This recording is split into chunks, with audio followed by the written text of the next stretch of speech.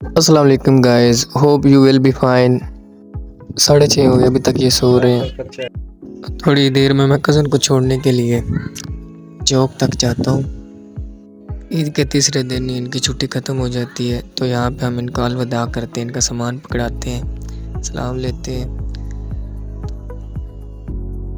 ये है जी भावड़ा का मेन चौक, तुना मोड़ इसको कहते हैं। यहाँ कोट मोमन रास्ता जाता है, ये साइड पिंडी राम है, एक साइड हलालपुर है और एक साइड भावड़ा आता है। तो यहाँ से हमने पेट्रोल डलवाया, अब हम वापसी के लिए रवाना। रास्ते में बच्चे आ रहे थे, मैंने इनको साथ बिठा लिया, गर्मी बहुत थी, मैंने कहा आप भी आ जाओ।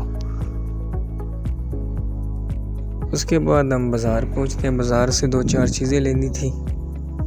वहाँ पे मोहम्मद इब्राहिम मेरा इंतज़ार कर रहे थे, थक गए थे।